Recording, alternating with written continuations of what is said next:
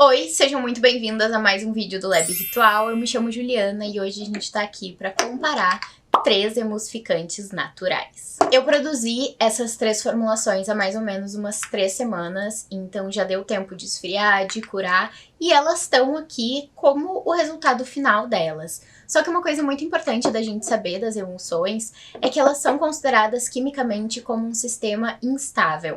Agora a gente olha esse frasco, parece que tá tudo bem, que essa formulação tá 100% estável, porque de fato ela tá, mas quimicamente ela é considerada instável, ou seja, em algum momento ela vai quebrar.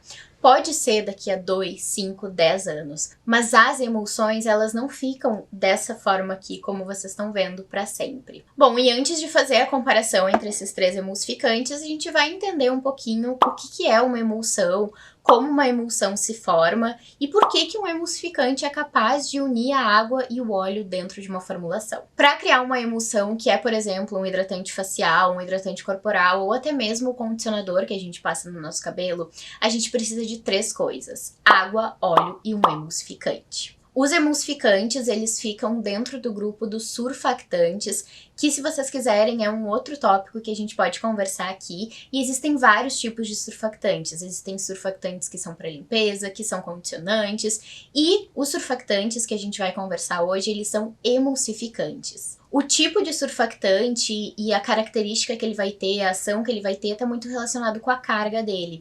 Então, quando a gente usa emulsificantes, por exemplo, para o nosso rosto, a gente tende a usar emulsificantes não iônicos, ou seja, sem carga.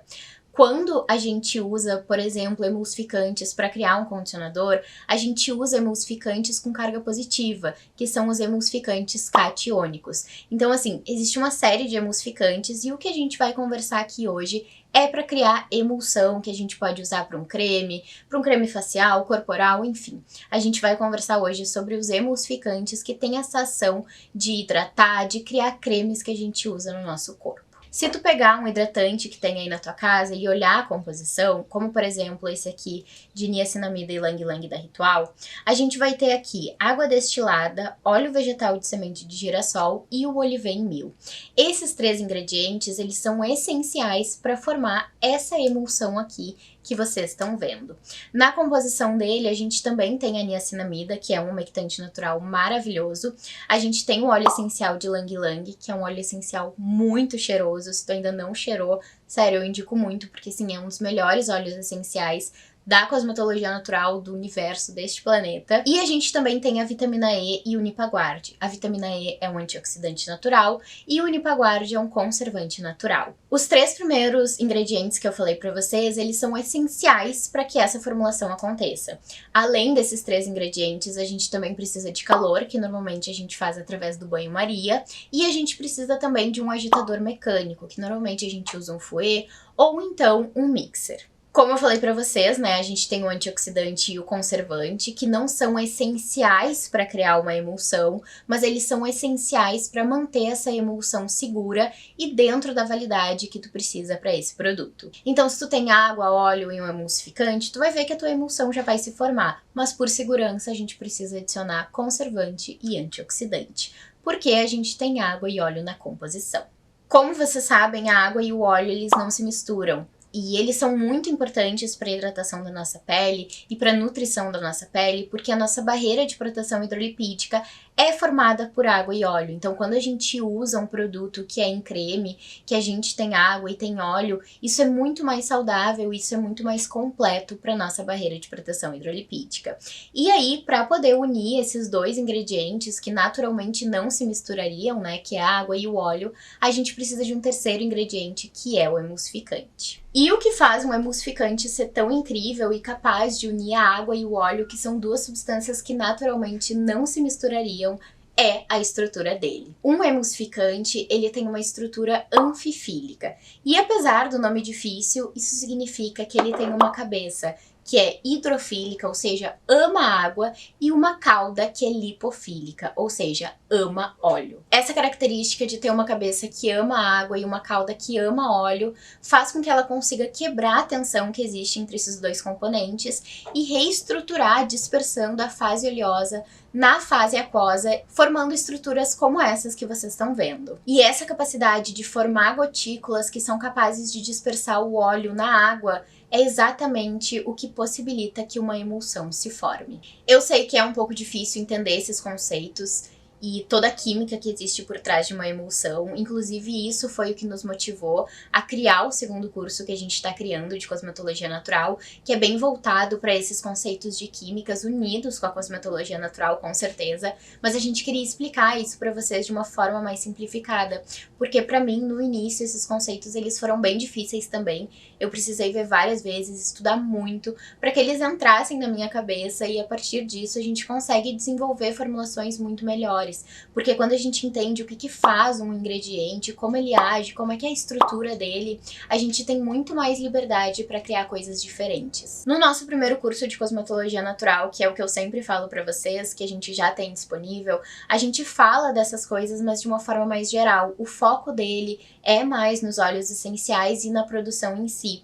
Então, para esse segundo curso que a gente está desenvolvendo, eu queria trazer muito mais da parte teórica, da parte da química, porque ela é muito importante para a gente desenvolver os nossos produtos. Bom, agora que vocês já sabem o que é um emulsificante, como é que é a estrutura dele, a gente vai falar um pouquinho sobre os 3 emulsificantes que eu trouxe aqui. O primeiro deles é o estearato de glicerila, que é esse aqui. Esse aqui é um emulsificante natural muito conhecido na cosmética natural. Ele tem um preço bem mais em conta que os outros, então acaba sendo um dos primeiros emulsificantes que as pessoas compram.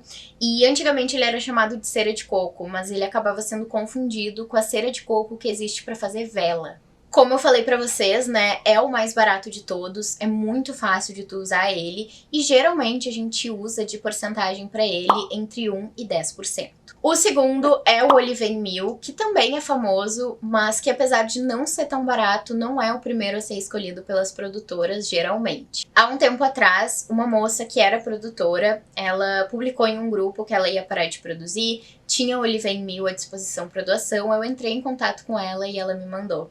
Então, todos os produtos que eu crio com Olive & Meal hoje são um presente dela. E eu já tinha investido nesse ativo, mas eu tinha investido em uma quantidade bem pequenininha, que não me dava tanta liberdade de testar como eu tenho hoje. Do Olive & Meal, a dosagem indicada geralmente é entre 2% e 8%. Tu pode começar com 5%, 6%, para ver como tu vai te sentir, né, com ele dentro de um produto. E por fim, o Monta 968, que é uma versão mais barata do Olive & Meal, e que assim como o Olive & Meal, ele também mimetiza a bicamada lipídica da nossa pele, a forma como ela é estruturada, melhorando a absorção do produto e diminuindo as chances de irritação. Tanto o Olive & Meal quanto o Monta 968 aguentam uma carga de até 25% de fase oleosa.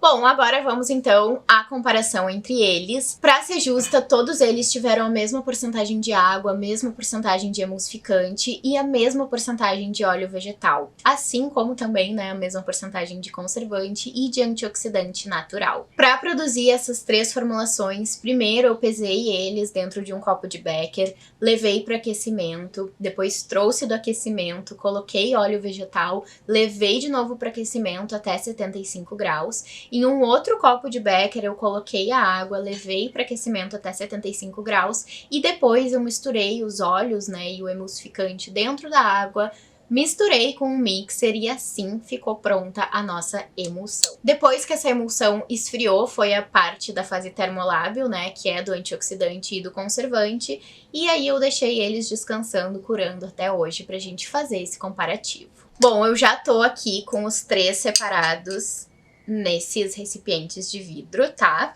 Separei por ordem dos que eu usei durante o meu processo de produção da vida inteira. Então, no início, quando eu comecei a produzir, primeiro eu usava o estearato, depois eu descobri o Olive & Meal e, por fim, o Monta 968. E eu vou comparar eles com vocês através de alguns critérios, como a facilidade de espalhar, o toque na pele depois de espalhar, a maciez da textura, a cremosidade e também o conforto na pele. Para começar, eu vou escolher o estearato de glicerila, que é esse primeiro aqui. Lembrando que para todos eles a gente teve uma porcentagem de 5% de emulsificante, então eles vão apresentar texturas diferentes por serem emulsificantes diferentes, mas a gente vai fazer aqui um comparativo entre eles. Eu vou aplicar, na verdade, os 3 no meu braço, tá? E aí eu vou falando pra vocês como eu me sinto em relação a cada um deles. Vou começar então pelo estearato de glicerila. Vou aplicar aqui na minha pele. Ele tem uma espalhabilidade muito boa, ele espalha muito bem. Vocês podem ver que não ficou nenhum rastro branco. Vou agora espalhar o Olivem Mil, que é esse aqui.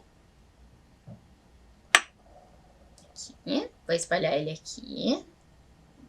Ele também espalha muito bem, melhor do que o estearato de glicerila, mas ele demora um pouquinho mais para assumir esse rastro branco que vocês podem ver aqui. Então eu tenho que passar, né, esfregar mais para ele poder sumir.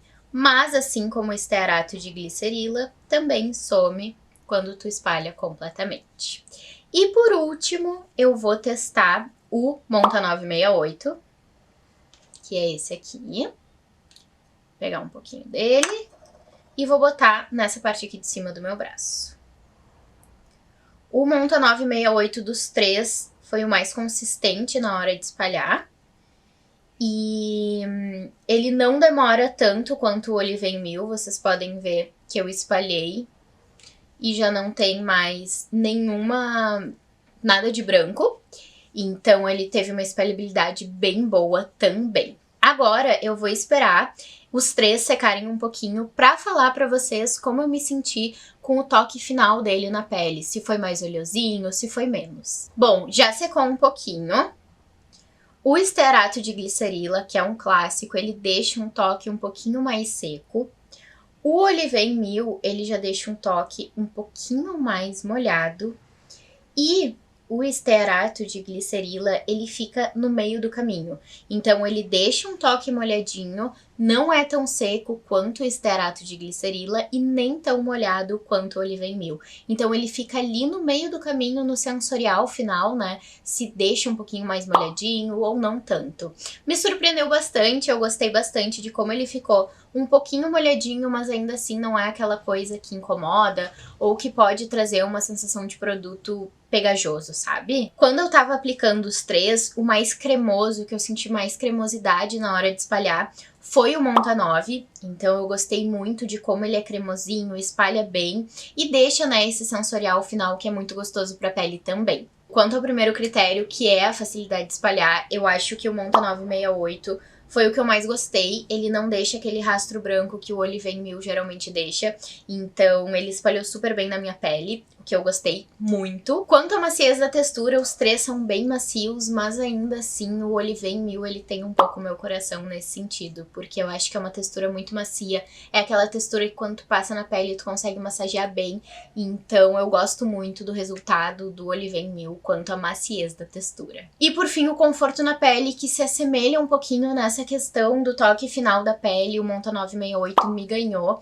Eu gosto muito do estearato de glicerila, uso há muito tempo, mas eu sempre senti um pouquinho dessa falta desse molhadinho um pouquinho só no final, né, quando tu aplica na pele, quando tu deixa na pele. Então assim, o Monta 968 me surpreendeu, foi a primeira vez que eu tive contato com ele, comparando com outras texturas e me surpreendeu muito. É um emulsificante que com certeza eu vou fazer mais formulações daqui pra frente. Se tu quer que eu compartilhe essas formulações, deixa aqui nos comentários. Se tu tem alguma preferência por formulação facial, corporal, enfim, deixa aqui também pra gente saber. Espero que esse vídeo tenha te ajudado um pouquinho a diferenciar cada um deles. Eu sei que por vídeo não é tão fácil assim, o ideal é tu produzir, sentir na pele, aplicar na pele e aí tu tirar também as tuas próprias conclusões. Mas eu trouxe aqui a partir da minha perspectiva para que tu tenha uma ideia aí de se tu vai mais para um estearato de glicerila, que tem uma espalhabilidade não tão incrível quanto o Olivem Mil e o Monta 9, mas que ainda assim deixa um toque bem sequinho na pele. Ou então se tu vai escolher o Olivem Mil, que tem uma espalhabilidade muito boa, deixa um toque mais molhadinho no final, ou então se é o Monta 9, que me pareceu o meio do caminho entre esses dois. Ele tem uma espalhabilidade muito boa e ele deixa um pouquinho molhadinho, menos que o Olivem 1000, no final, depois de tu espalhar tudo na tua pele. Se tu quer mais comparativos como esse, deixa também sugestões aqui nos comentários, pode ser de gomas, de óleos, enfim, do que tu quiser, de manteigas. Se tu gostou do vídeo, deixa teu like, se tu ainda não é inscrita, te inscreve no nosso canal e não esquece de ativar o sininho de notificações pro YouTube te mandar uma notificação sempre que a gente postar um vídeo novo. Lembrando também que a gente tem o nosso perfil no Instagram, onde a gente tá sempre lá, todo dia, conversando com vocês, compartilhando formulações também de uma forma mais rapidinha, e ele tá aqui embaixo para vocês nos seguirem. Muito obrigada por ter assistido esse vídeo, um beijão e até o próximo vídeo.